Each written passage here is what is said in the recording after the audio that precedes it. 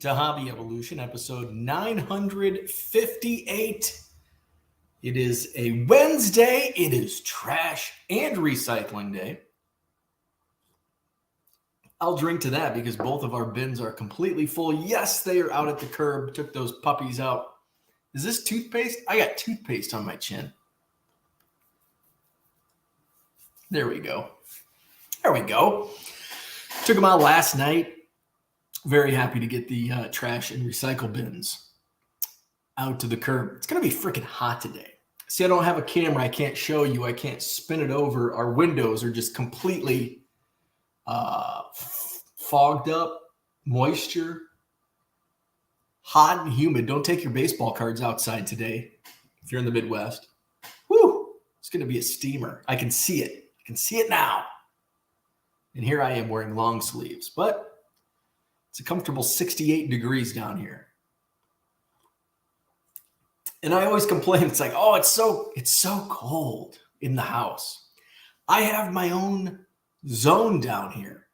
I don't have to have it freaking cold, but I leave it comfortable down here, or chilly, I guess, because I like wearing, just got accustomed to wearing long sleeves and hoodies in the house. But I also sometimes leave to my walkout patio, I leave the sliding door open, get a little of that warm air inside. They're not going to do that today. Don't want to let that humidity inside. So what's going on? It's Wednesday. We're going to talk finally. It's been a couple days. We're going to finally get to the topic that I teased on Monday. We're going to talk about lots or singles, and which one should you be selling on eBay? Guess what? Trick question. There is no right way or wrong way when it comes to lots or singles, and I'm going to share why. And I'm going to share why I have chosen the singles route to sell on eBay. Even though just a couple days ago I sold my Michael Jordan lot, $270 for a lot of Michael Jordan cards, 122 cards. That's significantly higher than my average sale price on eBay. So why not? Why not keep doing lots? Well, I'm going to tell you why. I'm going to share my thoughts on that. Shout out to Shane, him and I had this conversation. In fact, he was the inspiration that led me to create the Michael Jordan lot from a previous card show conversation. And we talked a little more about it this past weekend in Janesville. And the more we talked about it, the more I realized lots aren't for me. I'm a singles guy. Don't tell my wife. I'm a singles guy. And I'm going to share why I choose to continue that path and dabble with lots. You know, will I continue? I found in another box, I found like 4 or 5 Michael Jordan cards, and I'll set them aside. I'll probably do another Jordan lot when I get 50 or 100 cards. Shohei Ohtani. I sold a Shohei Ohtani lot a few weeks back. I think I got like $1 a card for him. It's like Bowman base. It's stuff that you might find in a quarter box. So stuff like that. So I just saw a comment pop up. Donald asking about medium or large flat rate boxes. I'll go into that as well. Damn it. I bought, when I went to Costco the other day, guess what I bought? A whole because at Costco, you have to buy everything in times 100 Post-it notes. And damn it, I'm going to go in the other room. I'm going to get those damn Post-it notes because Donald brings up a great point that I want to touch on flat rate boxes as well.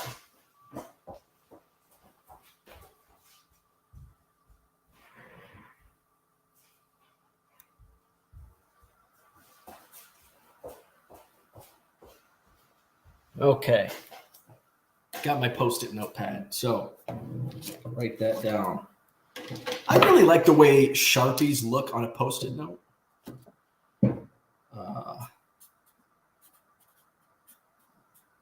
Doesn't it look so clean? It almost looks like a font. Sharpie on Post-it.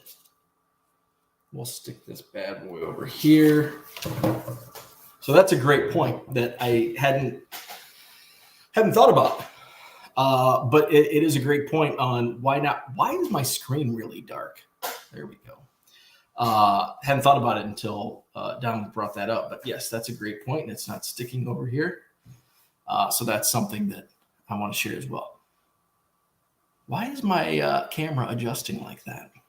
What else is going on? The Cubs, they lost last night. Not a good loss. At this point, none of them are good losses. We won't go in depth like we did yesterday on Cubs baseball. But the Cubs lost. I think the Brewers lost, or did they come back and win? They were down late. Cubs lost 8-6 up in Detroit, Rock City. Let's see. Phillies beat the Giants. Pirates beat the Cardinals. Let's see. Oh, the Brewers came back. I think they were, the Brewers came back, scored 5 runs in the 6th inning. They were down. The Brewers were down to the Twins 3-2 going into the 6th, into the bottom of the 6th inning. Brewers score 5 in the 6th, win 7-3. Boo. Come on, Twins.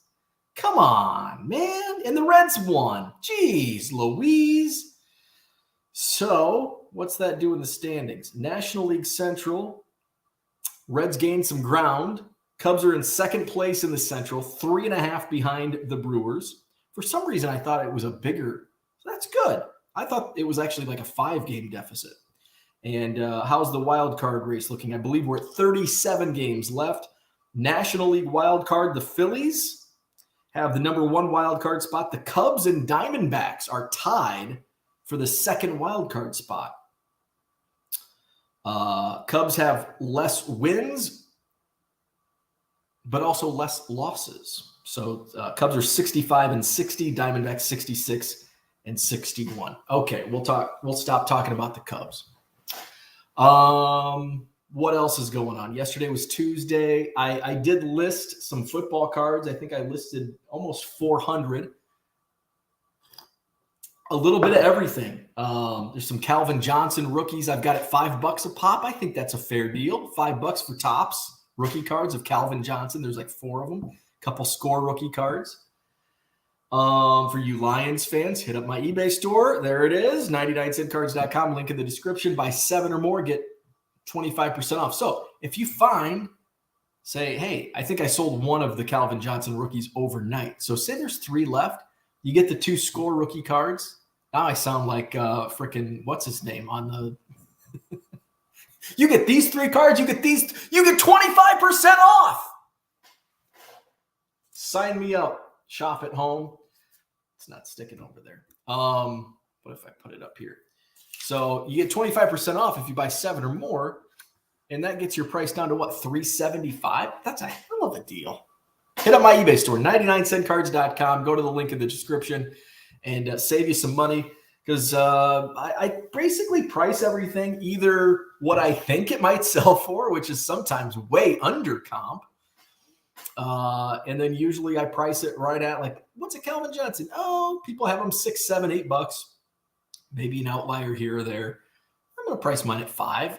Boom, 25% off. You get them down to $375, and you can even flip them. So hit up my eBay store. So I listed about 400 football cards. I'd like to get a couple hundred up today as well. I listed a bunch of Bears. I pulled a random quarterbacks that is one of my older, I didn't take to the Janesville show, and it was like all Bears cards. So I pulled out about 100 cards and listed some Bears cards. So those are in my eBay store as well. I think those I did. I was going to, I've been kind of, why is my camera lighting so off this morning? It's like going dark. It's almost like those sunglasses that, what the hell do they call those? My dad wore them. And I'm glad sometimes parents are just there to like do things that their kids catch on to. And like, I'm not going to be like dad in this moment. Smoking. My parents, heavy smokers. And I decided at a young age, I'm not going to do that. They drank some old Milwaukee Light. I decided to do that. My dad wore the transitional lenses. Is that what they're called? Something like that. That's what my screen is doing, the transitions. He'd come in from outside. It's a bright, sunny day, and it took forever for his damn eyeglasses to transition back to where he could see. And it's like, that would annoy the shit out of me. I'm not going to buy those. I'm not a sunglasses guy because I can't see and I don't feel like spending. I'm cheap. We all know that. I don't want to spend money on sunglasses. My wife cannot understand why I don't like sunglasses. Maybe in 20 years, my eyesight goes because I'm blinding myself with all these ultraviolet rays because I refuse to wear sunglasses. I like the look of sunglasses, but what's the opportunity cost of me wearing sunglasses? Either I have to pay out the ass, and I don't like spending money, especially on sunglasses. So that's choice one. Or choice two, buy a pair of cheap $5 glasses at the local Quick Trip and not be able to see because I'm blind without my eyeglasses and I refuse to wear contacts. I know that's somebody out there is probably typing it out right now. Just buy contacts. No, I can't touch my eyeballs. I can't even put eye drops in my eye. So I don't wear sunglasses. And that's why. Anyway, football cards in my eBay store. What's going on in the chat? George is here. What's happening? Good evening to you. David in the house. What's happening? We've got Royals 417 Matt in the house. Donald, good morning to you. Harlan is here. What's happening? Good morning, Kyle. Matty Ice in the house. Know you've made it when the ad to your channel is Flex Seal. Oh, it's a lot better than those. We went through that phase where it was political commercials. Oh my God. But we're ramping up.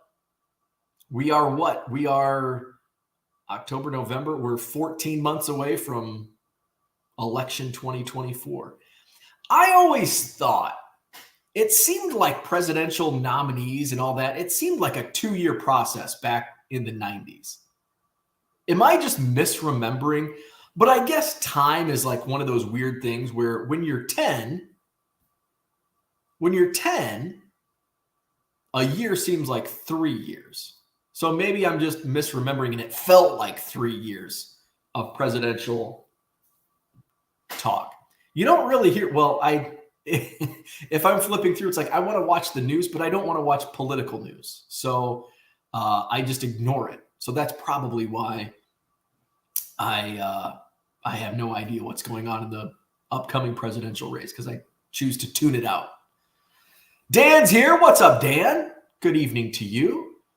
Terry, good morning. John is in the house. Good afternoon to John. We've got you. We're worldwide. We're in the UK. We're in Korea. We're in the US. We've got Ed here in Rhode Island. What's up? It's going to be a Cleveland Steamer. Oh, yeah. Look it up. Urban Dictionary. The old Cleveland Steamer. Donald, we're going to get to that. Medium or large flat rate boxes. I wrote it down. Victor, what's up? Good morning. George says hold a gray card in front of it. I don't know if I have a gray card, but I have a used top loader. Look at that. See, this is why I don't scan top loaders. Look at how nasty that is. It's a used top loader. I get it. But that's why I don't scan it, because all that shit will come up on the scan. Bruce, good morning.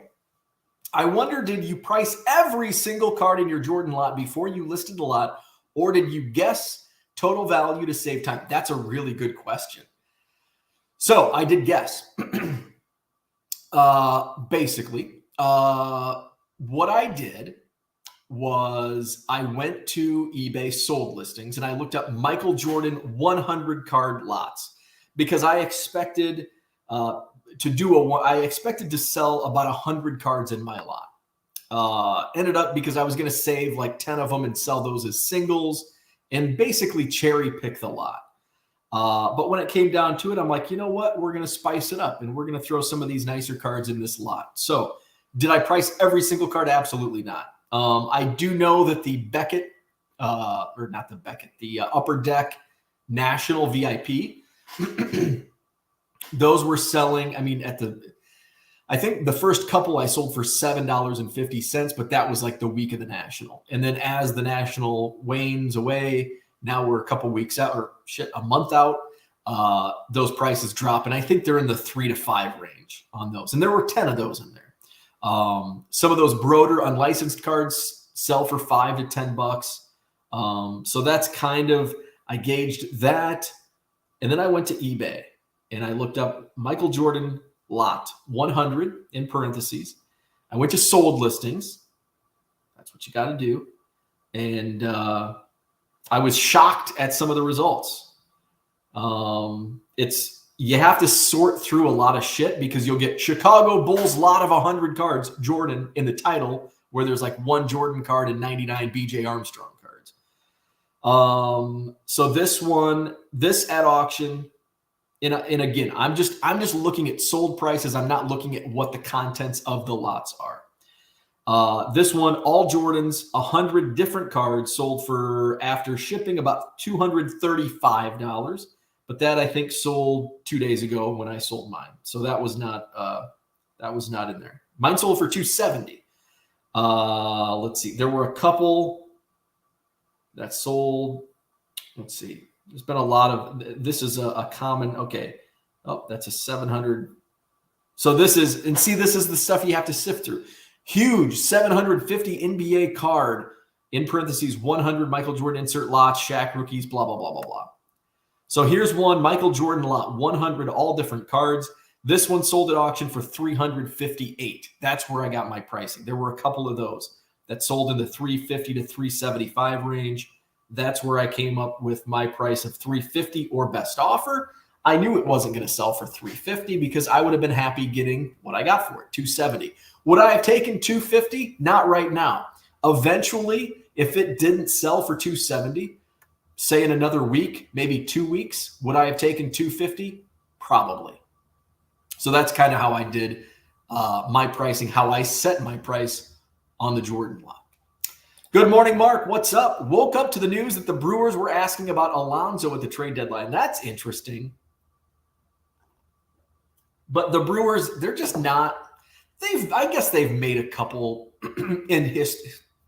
historically speaking, they've made a couple splashes at the deadline similar to that, but it would have taken a lot to get Alonso. I'm guessing, I don't know, I didn't read the article, but I'm wondering, were the Mets asking for Chourio? Because I'm sure that was a deal breaker from the get-go. Hey, we want Alonso. Hey, well, you can have him, but Chourio has to be involved. And they're like, nope, hang up. Good morning, Andy Mack. What's up? Zach and Porter in the house. Good morning. Mark says, Twins being the Twins. You could put a T-ball team in Yankee uniforms and they would beat the Twins, right? Polarizing glasses. What's up, Rascal 30? Is that what they're called? Polarizing glasses? Transition glasses. Matty Ice wears them. They're awesome and the technology is better, but definitely expensive. Okay. So, and my dad's been passed away. Actually, you know what? His death, death anniversaries. I don't like death anniversaries. Like my wife will be like, today's the day your dad died. And I'm like, yeah, I don't want to remember that. Like, how about we celebrate his birthday? Like, not the day that he was in a hospital bed and I watched him die. Like, I just don't like celebrating those. Anyway, I think it's this week. So he's been gone for 2016 was when he passed away. So that's been 7 years. Wow. 7 years. And so he wore them in we're talking 10 years ago. So the technology 10 years ago on transition lenses, probably not as good as what they are today. Zach and Porter says, I won't spend money on sunglasses, break too easily. And that's another thing. I have a free pair of Chick-fil-A glasses I got in the drive-thru. I love them because no one can talk to me on Sundays. Love it. I'll drink to that. Paul Heath, good morning. Flawed Thinkers in the house, good morning to you. We've got Red Light 34 here. What's happening? Good morning, Redbridge. What's happening? We've got Johnny M. I'm so old, I remember when Election Day only lasted 1 day.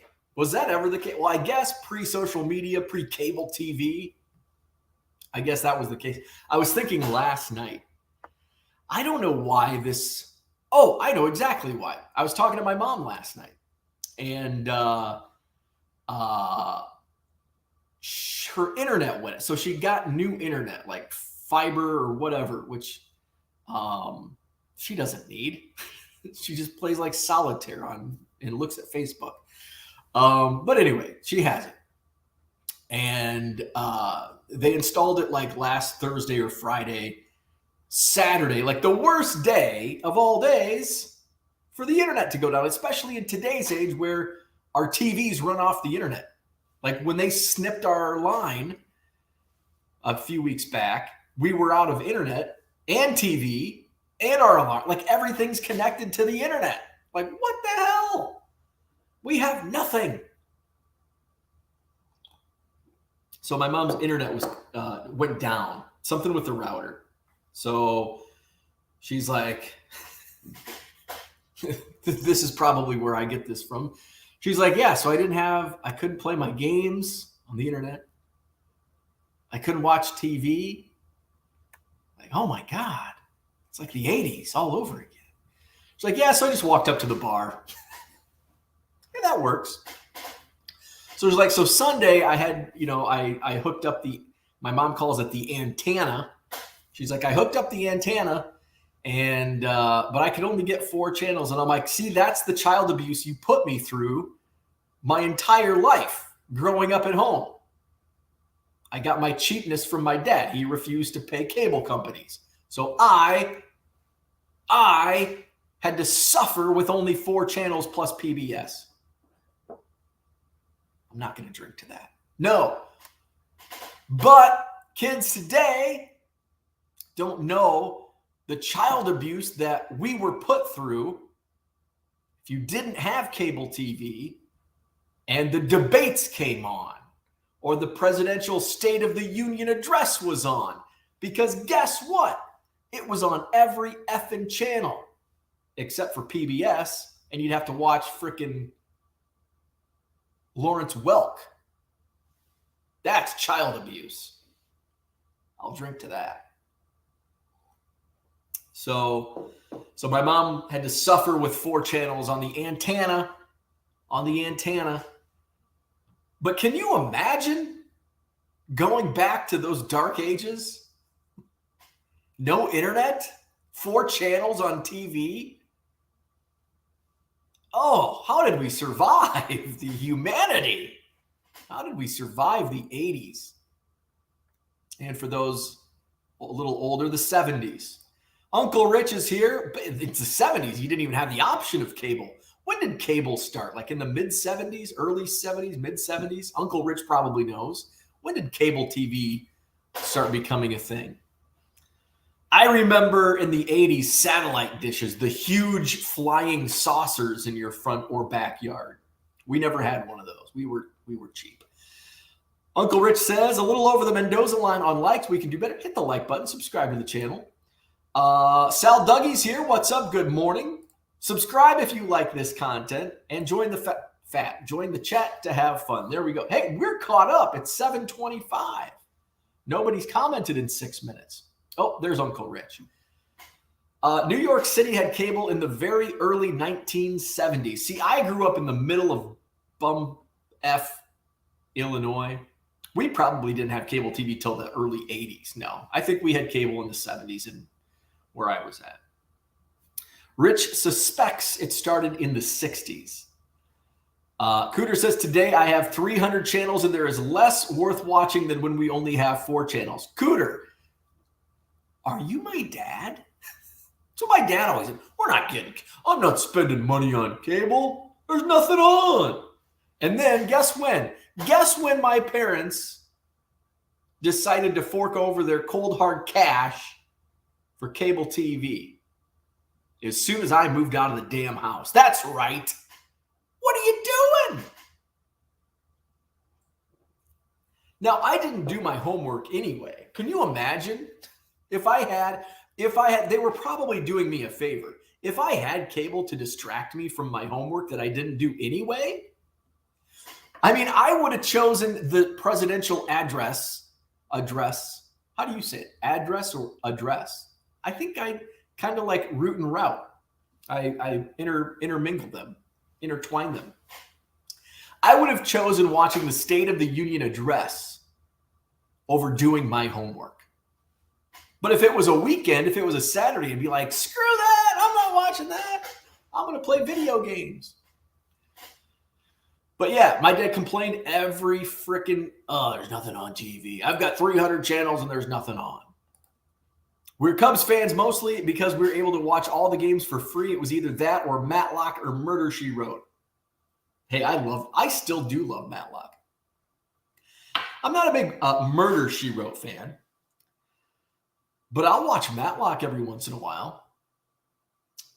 In the heat of the night. So it was like when I was growing up, this is like, maybe it's because it's like my comfort television. Because usually when I watched those shows, it was because they were in syndication and they were on at 10 a.m. on a Wednesday. You know, I'm sick from school, so it's like my comfort. I'm sick. Or I was playing sick. I just didn't want to go to school that day. So I would watch, and I think on Fox, KLJB TV out of the Quad Cities, I think we would have, 9 o'clock was Matlock and 10 o'clock was In the Heat of the Night. That was like for my entire childhood. And probably today, Fox is probably still running Matlock at 9, In the Heat of the Night at 10. I think like 8 to 9 it varied. Like I remember the Brady Bunch, and that was probably the very early 90s when it was on, late 80s, early 90s. But I think it varied. The 8 o'clock hour kind of varied in the morning because cartoons weren't on because kids were off to school. So I think the cartoons ended at 8. And then they had, I don't know, maybe it was like a transition show. I don't know, like a Brady Bunch. And then 11, I can't remember what usually whatever was on at 11, I didn't like because I don't remember anything that came on at 11. I'm going to go look up an old TV guide. You can do that. Yeah, I think you have to I just go to newspapers.com because I have a subscription. I'm a nerd and I look up old newspaper articles. I'm going to look up what the hell followed Matlock and In the Heat of the Night at 11 o'clock. You know what? I'm going to type that in now. Let's see. Where are we at? Rich says Google says cable was introduced in 1948. So I'm wondering if that's like internet. Like the internet was invented in like the 70s, but like it wasn't like widely available until the 90s. So I'm wondering. Actually, I'm just going to look up Matlock. So I'm wondering if that's kind of if that's what cable TV. Like I wonder when it was available to them. I mean, people didn't even have TVs in 1948. Like it wasn't until it was Back to the Future, 1955, when he went back to 1955. They didn't have 2 TVs. So I wonder when cable TV went to the public in mass. So we want Matlock. Oh, wait. Let's look up 1991. Got to be like a TV guide. Come on. So, Matlock was still like in prime time, I think. What's this? Oh, that was probably. I wanted to find the Quads because I knew it was on at 9 in the Quad Cities. I wonder if I could find sort by newspaper. Moline Dispatch. Boom. So 1991, Matlock was in. What's this? Okay. Anyway, let's go to the chat.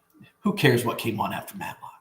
TTM Bob says, do you only sell via the common auction channels or do you both to fill want list for subscribers? So I only do eBay.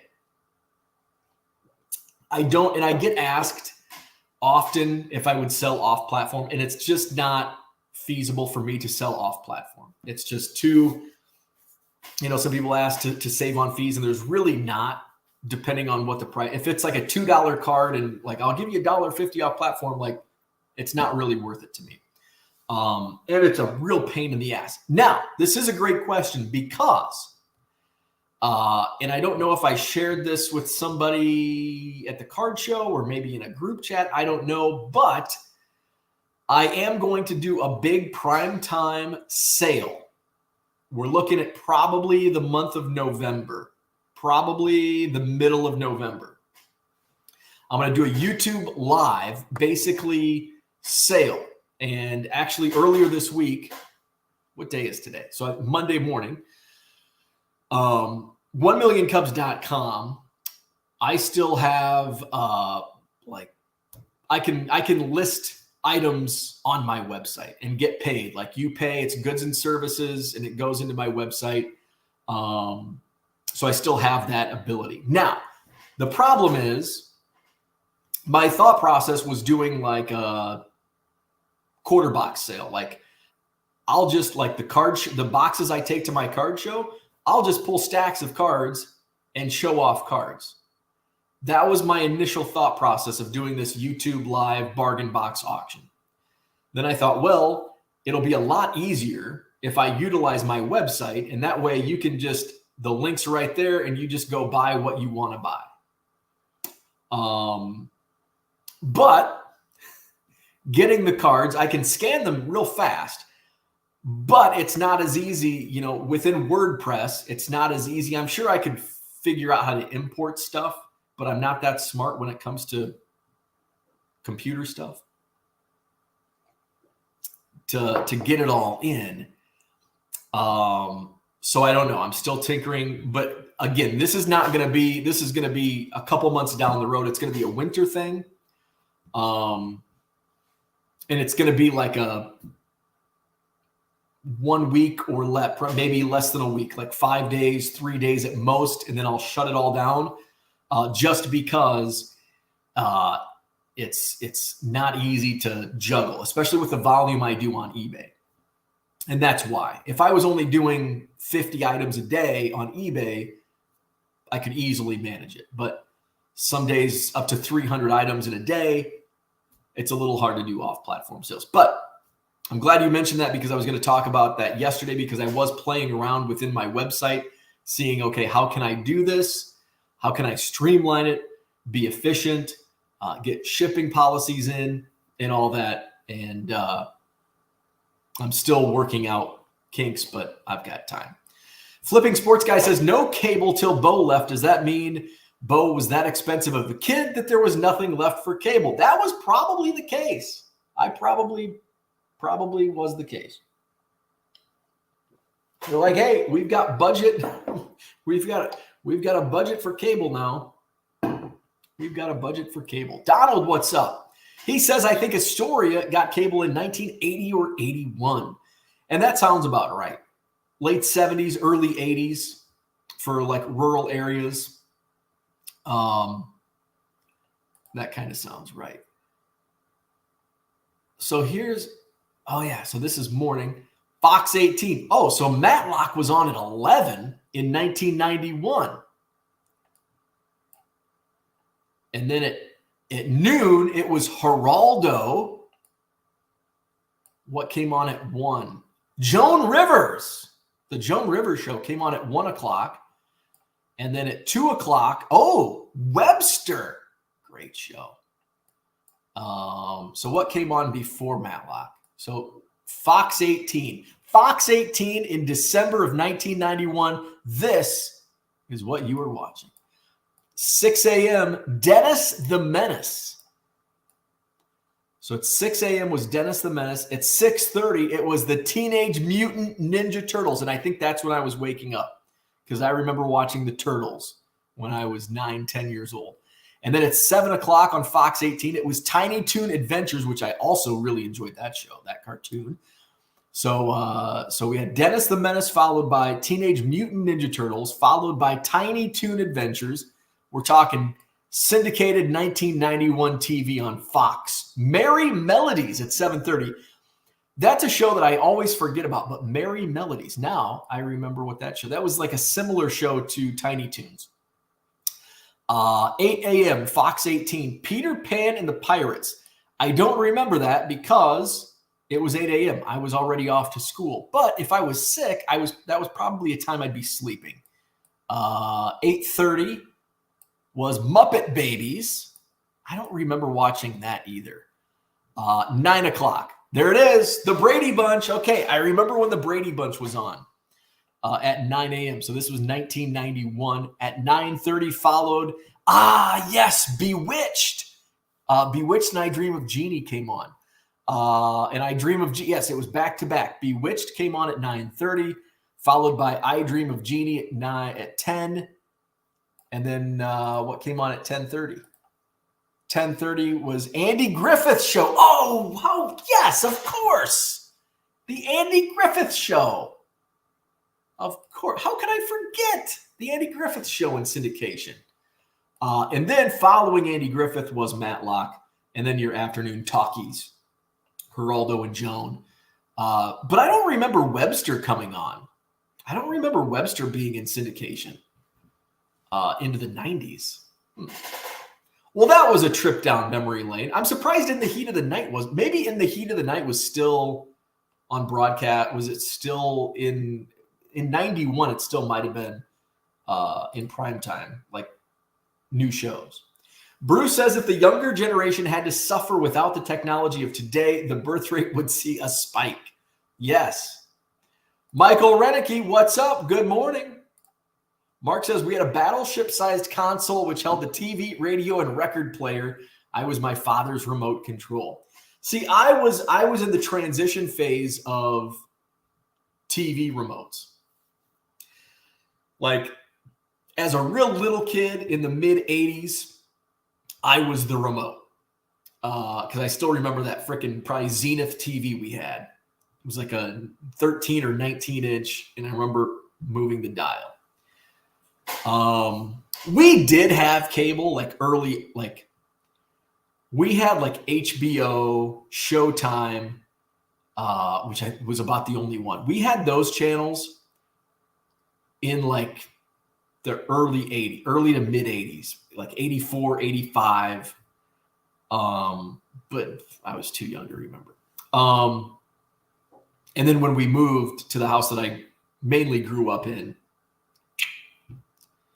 my dad made us suffer with no air conditioning and no cable TV. No air conditioning and no cable. We had a window unit in the two bed. In fact, I don't even know if we had window units in each of the bedrooms, but we had window units. Let's see. Rich says, but the laws changed. So in 1971, it became much easier to get cable. There you go. I'm guessing the 70s was probably when it became pretty mainstream.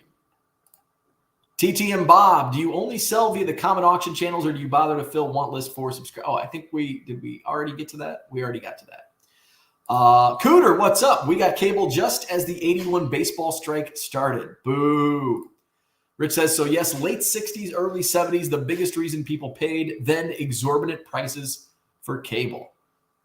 Now I feel I want to, I'm already in newspapers.com. Let's do a little search here. Cable television. And let's do like an oldest paper date. Let's see. It goes back to the 20, but these are just like cable, like wires, like not television. Cable television. All right, this is going to take too long. Moving on. Matt Dillon will never go away. To watch the very popular Knicks and Rangers home games, which they could never get tickets for and was nicer to watch at home anyways. I live on the top of a mountain and didn't really have internet until last year thanks to Elon Musk and his Starlink. It has honestly been a godsend. That's interesting. I got the internet. My first internet was web TV. Back in 1998, I think. My friend Scott, who just got married, that's the wedding I was at last month. His mom worked for the telephone company. And of course, back then, that's where you got your internet, the local telephone company. The modem or whatever, 28.4K, 56K, whatever. So he was like the first person that had the internet in like 95 in my area, in my town. So that's when I saw the internet for the first. I'm like, oh my God, this is amazing. And it was like just text. It was just like, it's just like no pictures or very little pictures, all text. I would make a book of WWF wrestlers throughout the history. Like there was never a definitive encyclopedia of WWF wrestlers historically. So I was like making my own little encyclopedia of WWF wrestlers, like job guys, like the jobbers. So I was going like looking at 1984 Tuesday Night Titans matches. And my friend hated wrestling. And he would be like, okay, you only got 2 minutes left. Timing me on his freaking internet. Scott, you little bitch. Let me look up wrestling stats. Matty Ice. My guess would be Judge Wapner. Oh, I'm sure the People's Court was on there. I remember the People's Court came on at, what'd Rain Man say? 5 o'clock? Wapner? But I think Wapner was on a little later in the day. In the afternoon. Brian, what's up? We would skip school after lunch, and it was streets of San Francisco, Barnaby Jones, then Hawaii 5-0. So that's predating. That's predating me. I don't remember Streets of San Francisco because that was like a 70s show, right? I don't remember watching Barnaby Jones. Of course, Hawaii 5-0, I remember. Hawaii 5-0. Like our after school was like Full House. What the hell? Simpsons. Let's look up 1993. I'm gonna go. Who would have thought we'd be talking about frickin' syndicated television shows in oh wow, here's like an actual article. Full House headlines 2 solid hours of family fun on KLJB TV, Fox 18. This is July 1993. All this month, Quad City viewers can get a hearty helping of laughter with Fox 18. Well, let's just share this screen. Why don't we, right? Let's see. Present screen.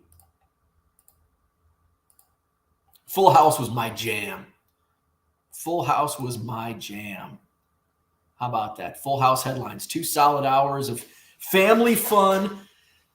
Full House features 3 good-looking leading men, John Stamos, Bob Saget, and Dave Coulier. But the real star attractions are Mary-Kate and Ashley Olsen, a pair of 6-year-old twins who portray that diminutive dynamo, Michelle Tanner. So completing the 2 hours of family fun, the Hogan Family, one of Jason Bateman's early shows. So Hogan Family came on. So Full House at 5, followed by Hogan Family at 5:30. And then, you had the Roseanne at 6. And then what came on at 6:30? The Wonder Years in syndication. So that was 1993. So you had Full House, Hogan Family, Roseanne, and the Wonder Years. And then I remember The Simpsons came on in syndication probably a couple years after that. And that was like kind of my junior high and high school years. I think Full House was still on. Simpsons. Roseanne was a staple. Coach was always on at like 6:30. Roseanne was always in that like 6 time slot. I think The Simpsons moved into that 5 o'clock time slot. Family Matters was in there. Where we at? Mark got cable in 1980. Our cable box had a cord. Had better channels though. Channel 17 in Philly, WG in Chicago, the Superstation at Atlanta, WSBK Boston. Yeah, I remember seeing the corded cable boxes.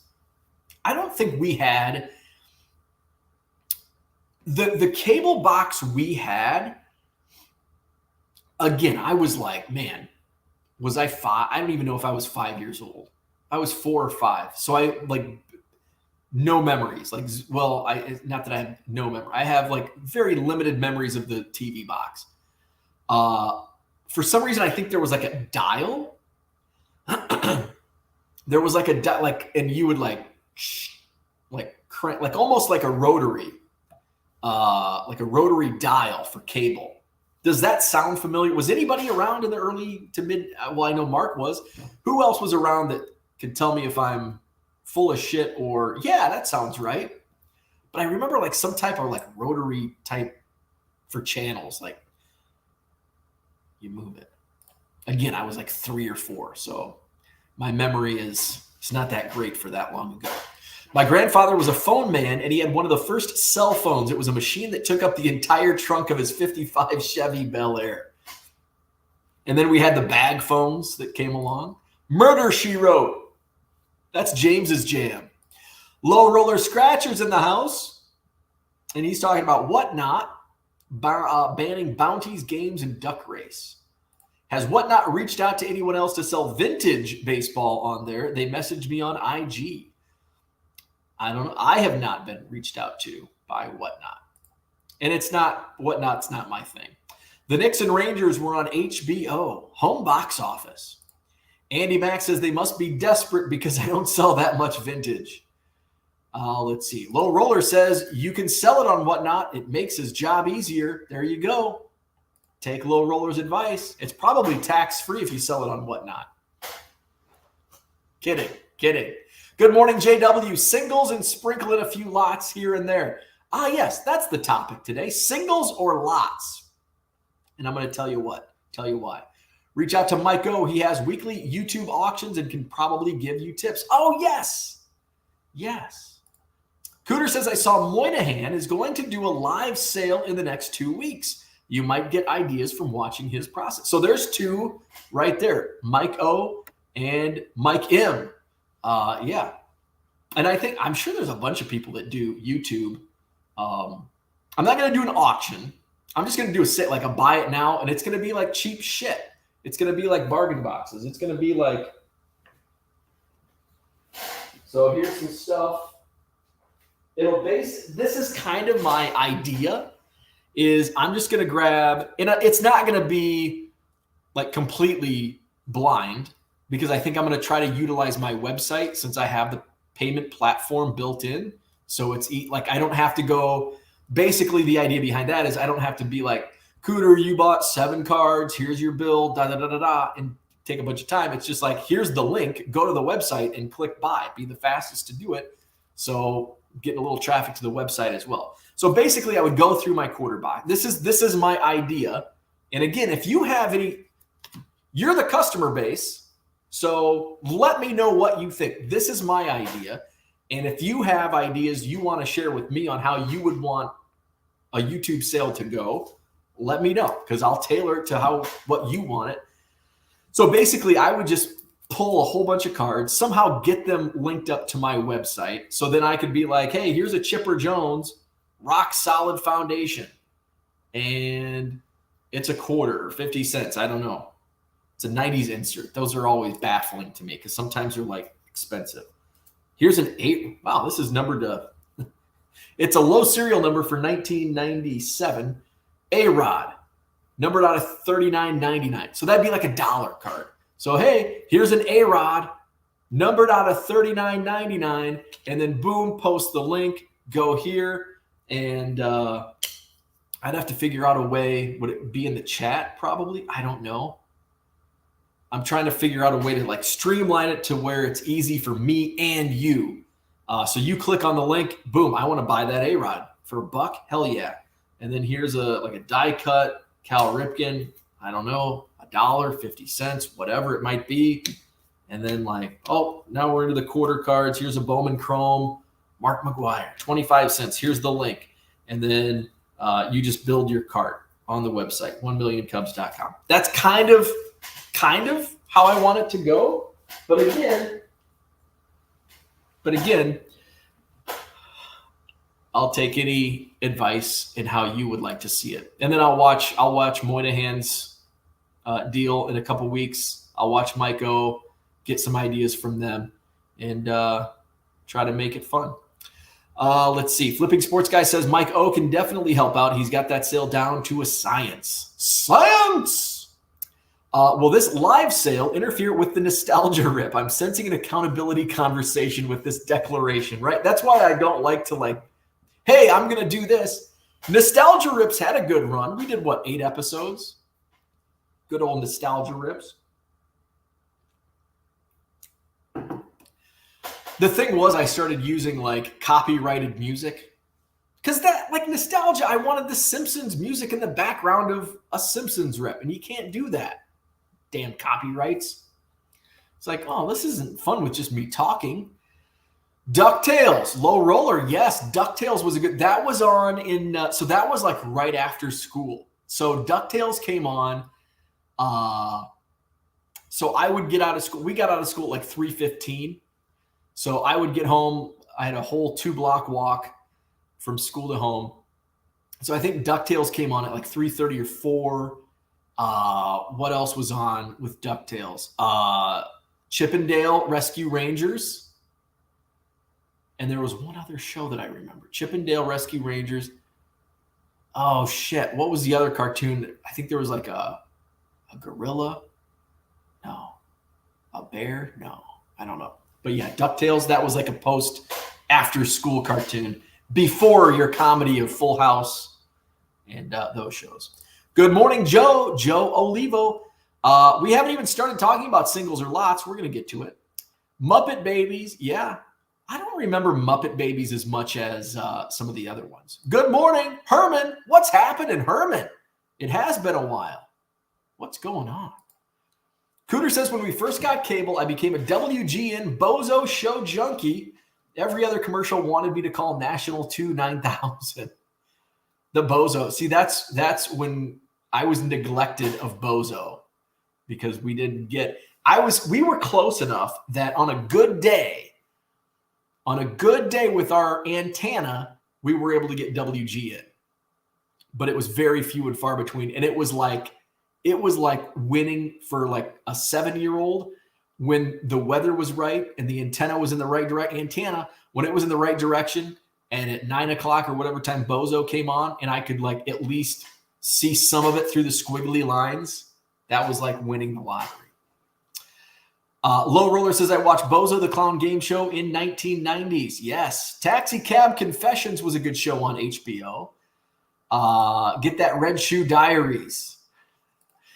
We had a dial cable box that a folded index card carefully inserted and pulled back would unscramble the pay channels. Oh, nice. So I think that's what I'm talking about. The dial cable box. I think that's what we had. The dial cable box. Tracy, what's up? Good morning. We've got Grinding for Good. Victor, as a kid, had Spectrum and on TV as options for cable TV.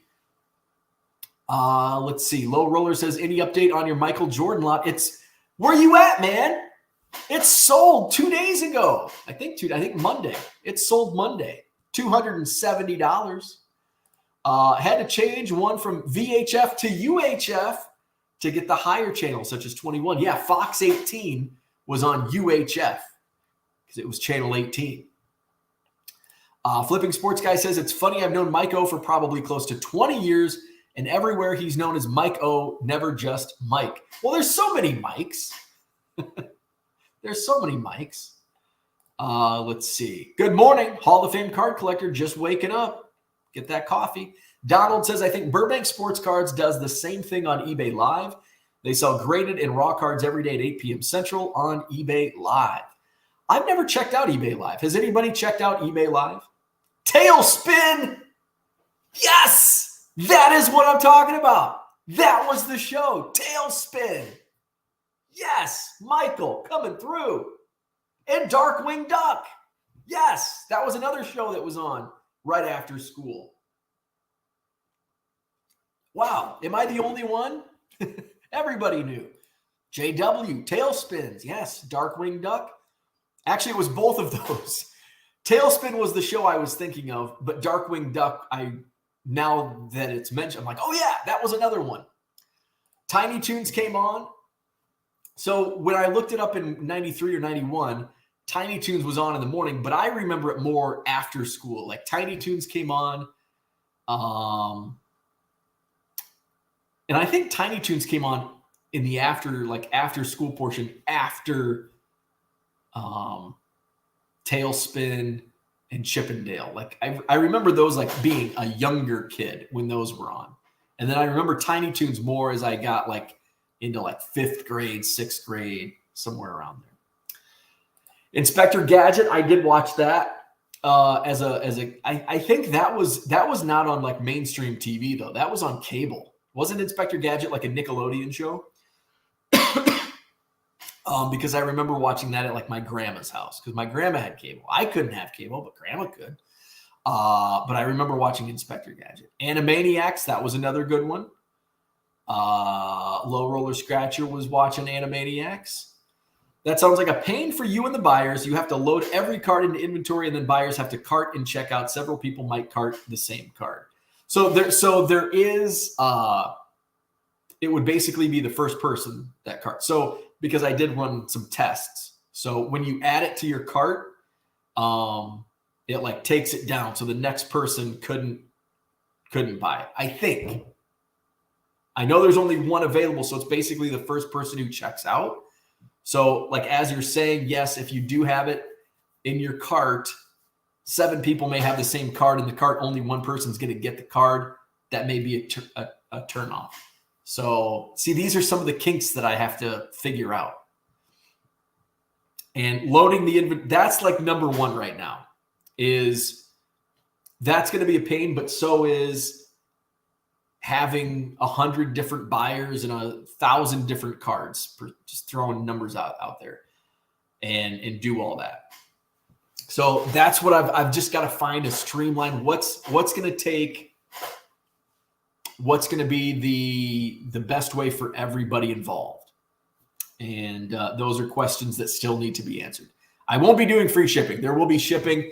And I've got shipping. There's shipping options within within my WordPress, whatever it is that I use, platform.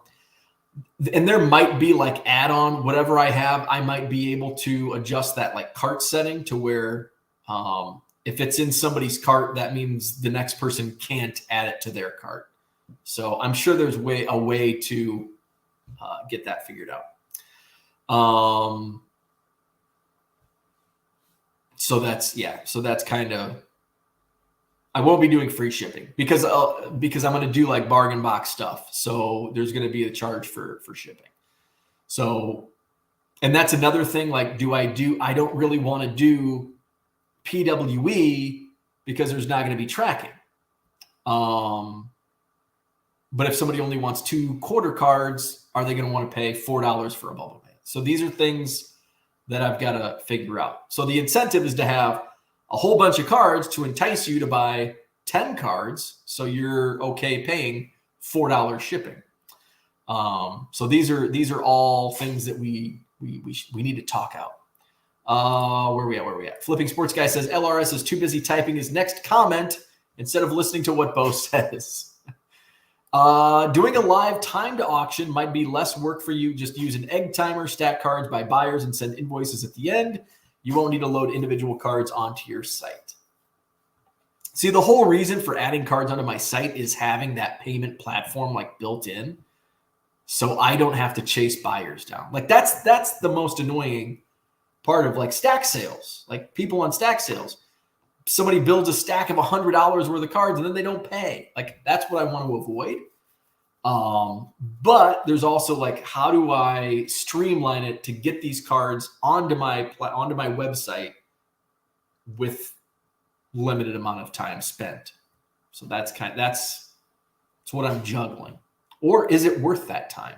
I won't know until I do it and figure out what kind of traffic it drives, what kind of sales it makes. Johnny Boy loved Tailspin. eBay Live equals QVC 2023. I'll have to check it out. DuckTales, Tailspin, and Darkwing Duck, all great NES games.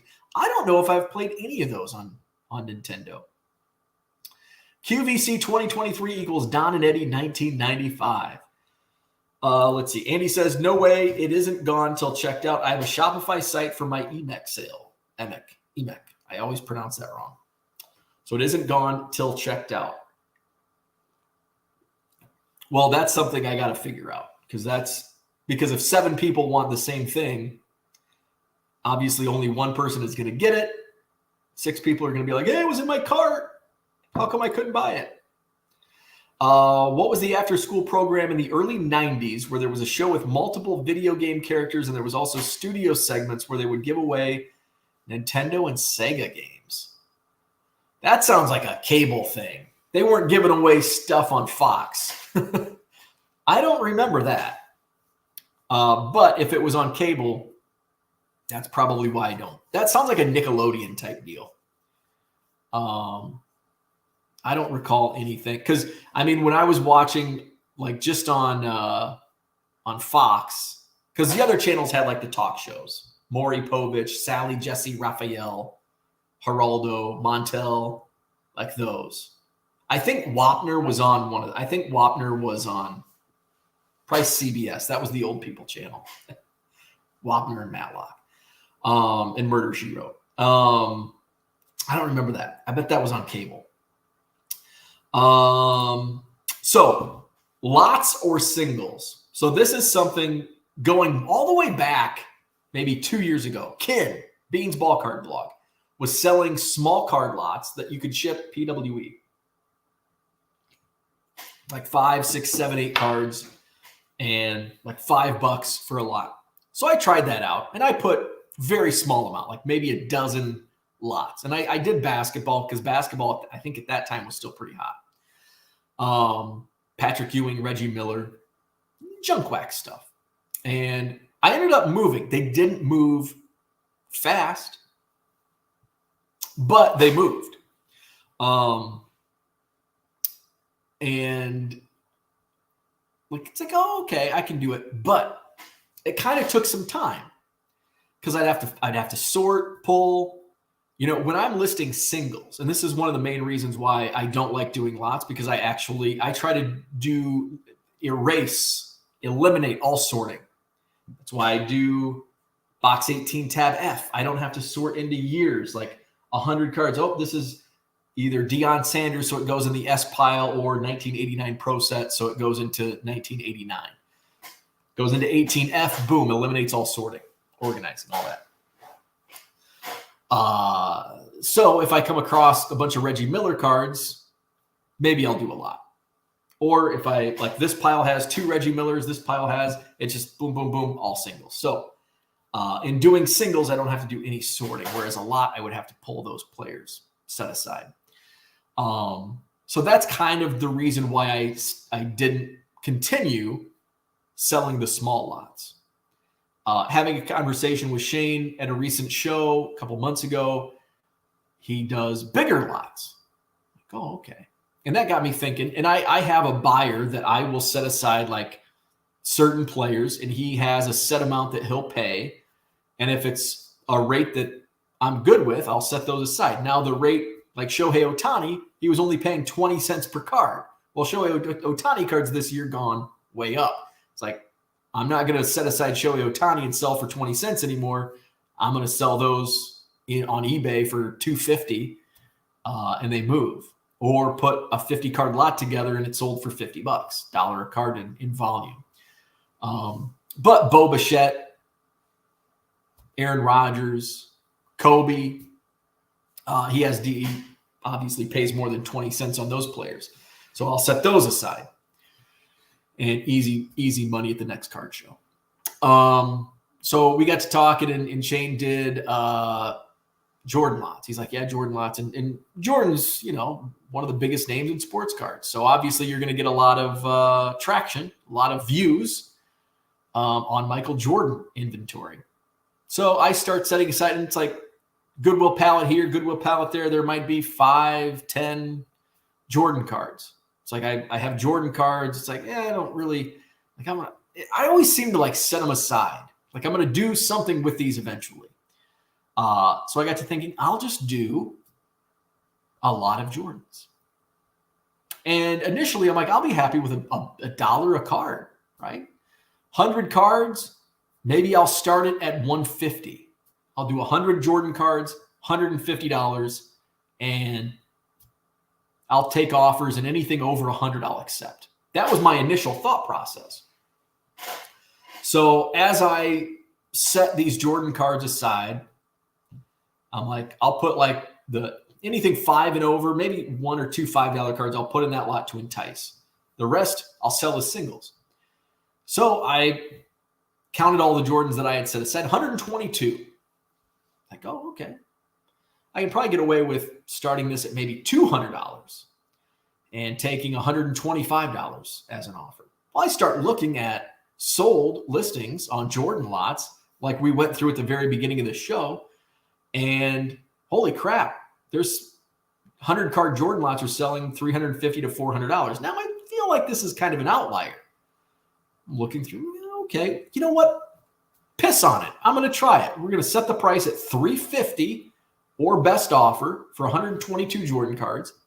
And that's $2.70 per card. So I take a couple offers. I had a few offers, and they were around $1 a card, a little over $1 a card. The longer it went, the higher the offers came in. So by Sunday, when did I think I listed the lot on Wednesday. So 5 days later, I had an offer of $250 come in. I'm like, that was kind of the sweet spot. $250 to $275 was the sweet spot. So my thought process on this particular lot was, if I don't get a $250 to $275 offer within 2 to 3 weeks, I'm going to let it ride at auction. And I might only get $150, $175, $200, but I might get $350, $400. Who knows? A bidding war, you never know. I hate auctions, but there were some results on these auctions that made me, okay, maybe on something like this, an auction might be the way to go. So I get that $250 offer, and almost immediately I receive a message from the person that sent the $250 offer. And I think it was late Saturday night when this offer was sent. And he followed up via message and says, hey, I didn't realize this is free shipping. So I'll do an additional $20. So my offer is $270. I'm like, oh, okay. So Sunday, I send him a message back, and I'm like, hey, I'll take your $270 offer. I'm going to send a counter. And I think he missed it. And but Monday morning, he sent me an offer, $270. I accept. He paid. We all live happily ever after, hopefully. So that's how the Jordan lot came out. Now, am I going to do $270, significantly higher than my average sale price on eBay selling singles? So you're thinking, well, if you could get $270 and do volume, you'll make way more money. Not the case. Because there's, just like we were talking with how I'm going to run a live sale on YouTube, there's a lot of logistics to figure out. My operation is built on streamlining sales of singles. If I try to do volume lots, I'm upsetting the apple cart, because my operation is not streamlined for singles. I would have to find a different way to list them. I'd have to sort, because I don't have just lots of 50 or 100 cards of players. I'd have to go and completely sort inventory, which takes a ton of time. So you're adding a whole bunch of time where I can just be like, oh, I'm going to list these football cards today. I'd have to have more, like, different supply, like bubble mailers, because you can't ship a 50 card lot or a 100 card lot in a plain white envelope. I need more team bags. Now I have some of that stuff, but it's my operation. Boom. I timed myself yesterday on singles. Pick, pack, ship. Is that right? Pick, pack, ship. I did 10, and these are single card orders. I did 10 from start to finish in like 8 minutes and 34 seconds. So that's about 50 seconds per. And it takes me, at most 5 seconds to list using Car Dealer Pro, which, by the way, hit up Car Dealer Pro. You get 500 free scans when you use promo code CUBS, CUBS. So I've got about a minute per listing going into it on singles. So now sometimes it might be 40 seconds because it's like, oh, this card's the first card, because I have about, in my tabs, I have about 100 cards per tab. Now, if I go through and say it's this Mac Jones Premier Draft that sells, I'm having to go through, look, and it's one of the last cards in the pile. That adds seconds to it. But if it's the 89 Pro Set Dion, boom. And that just took me 1 second to find it. And, I might get that picked, packed, and shipped in 25 seconds. So basically that's why. And there's that's me selling singles is not the right way, the wrong way. Selling lots, not the right way, not the wrong way. It's just fit it to your methods and what you want to focus on. Do you want to focus on selling lots? Do you want to focus on selling singles? And then learn your efficiencies from that point on. Now, do I have lots in my store? Yes. Will I sell lots? Yes. I'll probably set Jordans aside and do Jordan lots when I get, 50 or 75 or 100 or more. Shohei Ohtani, players that are hot, I'll list those. So that's my thought process on lots. Before I forget, I wrote it down, flat rates. So Donald asked a question about flat rates. I find flat rates a waste of time when it comes to selling on eBay because there's a little more work involved. What are you going to sell? Are you just going to throw random cards into a box? Many people, when they're buying lots, they want to have a general idea. So you're going to have to take some pictures. You're going to have to pack the box so there's not going to be damage. That takes extra time. If it's just commons, you're only going to make a couple bucks at the end of the day, at the end of the transaction. So I don't find that worthwhile to me. It might be worthwhile to you. Depends on where you're, I'm doing sometimes upwards of 300 transactions a day on eBay, 300 sales a day on eBay. And so adding that extra time is just not feasible for my operation, but it might be for you. But for me, I don't find value in selling flat rate boxes, and I've done it. And it just doesn't appeal to me. Double A cards in the house. What's happening? So that's what I had for today. Hit the like button. Subscribe to the channel. David says, wasn't on cable. I grew up in rural Western PA where we had to have tin foil on the rabbit ears to get Fox. I don't remember any show that you describe on Fox in the early 90s. Was it an actual show or was it kind of like, was it local? Like a locally produced show for your Fox station, like in between TV shows? Was it an actual show? Because I could see it be done like, because they did a lot of games. Fox did a lot of games. Like, hey, play this game, and during The Simpsons, if you find the letter H, spell out Homer, and then they would do that. And then I don't know if they ever did cut-ins because they didn't really have a local like on-air team at Fox in my area. So I don't know. But I don't remember that. Let's see. Kyle says, I have had a good luck selling 2021 Bowman baseball 6-card lots for $3-ish. My net profit per card is higher than selling one card for $1.50, and I take more money for buying NASCAR cards. There you go. Whatever works. Low Roller says you should sell your sports lot to get rid of your old inventory. So I should. So there you go. Hit the like button. Subscribe to the channel. Go to cardealerpro.com. I love it. I use it daily.